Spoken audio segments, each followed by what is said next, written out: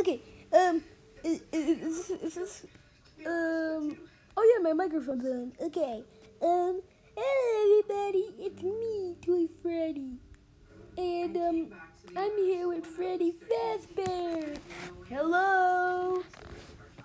Yeah, he kind of has a high voice like me, but we're kind of the same. But we're gonna be watching, Backyard Stories. I don't think it's that bad, right? I don't think so. Okay, so, let's get it. Yeah. Ah, the backyard. The personal wonderland of suburban kids everywhere. A place of curiosity and imagination. A minefield of anthills and lost Hot Wheels. A peaceful refuge where the greatest childhood memories are made. Oh no, someone broke a window. Girls! She did it! Hello, my geeks and peeps, my explainers and entertainers, my little oodle ollies. Rebecca Parham here. Backyards are great. They have grass and trees and fences. To a kid, they could be the plains of Africa, the jungles of Papua New Guinea, the great wilderness of Alaska, or the perfect place for a treehouse. Can I just go on record to say that I freaking love treehouses? I mean, look at these. They're mystical and woodsy and full of character. And away from people. Look at this one. I want to live there. I want to hook it up with Wi-Fi and a sauna. I want all the local kids to call me the Witch of the Woods and tell stories about how I'll steal your toes if you get too close to my house. I want to be a ghost story. Wait, we're off topic. Backyards. A staple of suburban living. I lived in suburbia as a kid with all the trimmings. Neighborhood kids to play with, nearby woods to explore, a school I could walk to and from. And you can't forget your standard issue bully that lives up the street. My bully kid was named Jocko.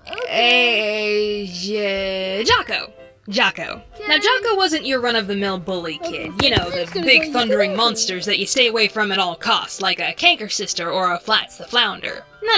Jocko was more like Buford from Phineas and Ferb. Still a bully, but one that got involved in the adventures, and you invited over for a game of baseball sometimes. He was a weird one for sure. One time we were over at his house in his backyard, and he needed to, release the hounds. But instead of going inside and doing his business like a normal person, he popped a squat right there in the grass and made fertilizer.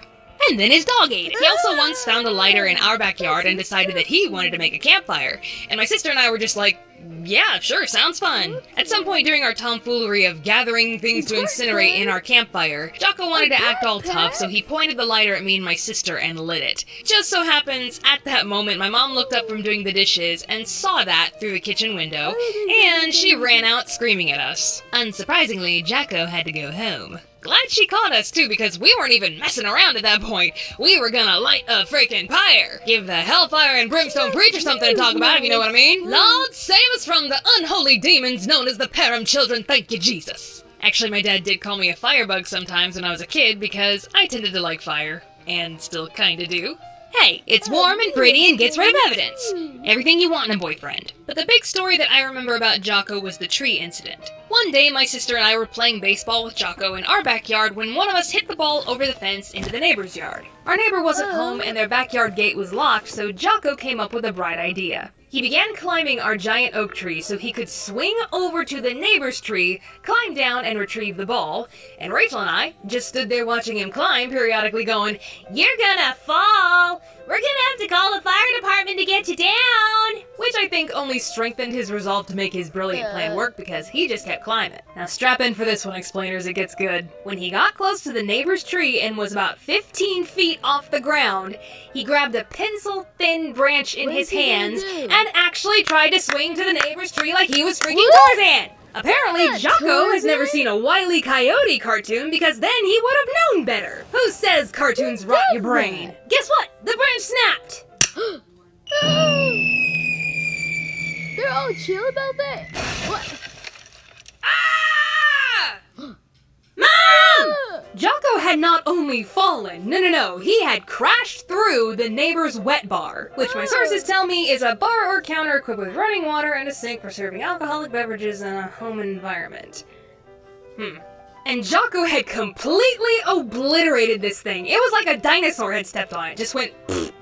Jocko was screaming so loud that his dad, who was working in their front yard up the street, heard it, came running, and kicked in the neighbor's gate to get to him. He ended up having a broken arm, which I'm still surprised to this day that that's all that happened. From the damage that I saw to this wet bar, I'm surprised he's not dead. There should have been some fractured ribs or brain damage or something. Well, I guess if you're meant to hang, you won't drown. He also had to pay the neighbor back for the wet bar, just to add insult to injury.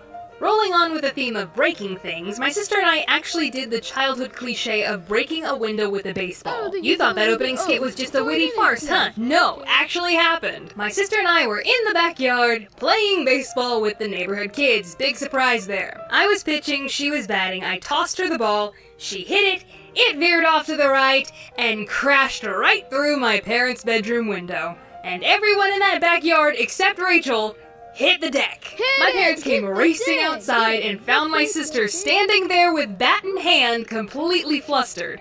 Both of my parents were mad, but my mom told Rachel to go get her piggy bank because she was gonna pay for it. But Dad jumped in and said, "Hey, that's not fair. It was an accident. Every kid gets to break one window with a baseball." Yeah, that was my dad for you. He never forgot what it was like to be a kid, so he wanted the most fulfilling childhood for us, including all of the classic mistakes, like breaking a window with a baseball. So now I gotta tell one on me. About time, I suppose. When I was about 9 and should have known better, I'd sometimes pass the time in the backyard by taking an old fence post, laying it over the side of our raised garden beds, and jumping on the end of it, launching an array of different materials into the air. Rocks, pebbles, grass, sticks, anything. This is what we did before we had the internet, kids. One day I really wanted to launch a ball off of my makeshift catapult, but there was a problem. The ball would roll off of the fence post before I could launch it. Physics. Who knew? And in order to complete my little experiment, I needed an assistant. Oh, David! My little brother David was about 3 at the time and was very susceptible to suggestion, which worked out perfectly for me, not so perfectly for him. I told him on the count of 3 he was going to put the ball on the fence post so I could quickly jump on the other end before it rolled off. Simple enough, wouldn't you say? But when I counted to 3 to commence our experiment, he did something a little unforeseen. He leaned down directly over the fence post to very carefully place the ball. And by the time I looked over and saw him doing that, it was too late.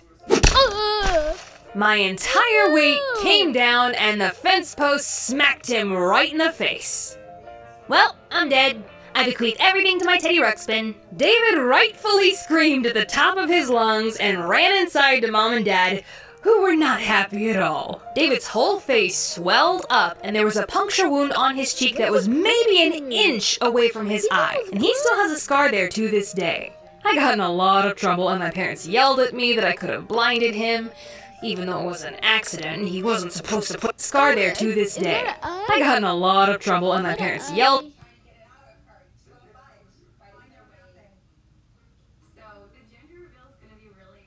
at me that I could have blinded him. Even though it was an accident, he wasn't supposed to put his face over the catapult. But I felt really bad, to the point where I still felt bad years later into adulthood when someone would bring up this story. But now, I've animated it and shown it to 1 million people, so it holds no more power over me anymore. Animation, my antidepressant. So yeah, backyards, imagination, magic, wonder, childhood trauma, you get the idea. But seriously guys, go spend some time outside, get some sunshine and fresh air, and build character. It's also really good for your mental health. Anyways, thank you so much for tuning in, but wait a minute, Editor Becca here. I've got some things to tell you before we officially tune out. I'm gonna be at PAX South again January 18th through the 20th in San Antonio, Texas. I'll just be walking around to come up and say hi. I'm also gonna be a featured creator at VidCon London, February 14th through the 17th. Really excited about that one. It's gonna be my first time in Europe, and they have me doing a lot of cool stuff for the convention, so I hope you can make it. Also, for those of you who like my singing, I recently did a cover of How Far I'll Go from Moana with Jordan Sweeto, and a rock cover of Defying Gravity with Caleb Hiles. It was so much fun to sing those songs. I never get a chance to really sing on this channel, so I gotta sing on other people's channels, I guess. I'll put the links in the description below. Please go check them out. Anyways, I think that's it, explainers and entertainers. Thank you so much for tuning in, but now I gotta tune out. Bye! Video. The hamster video.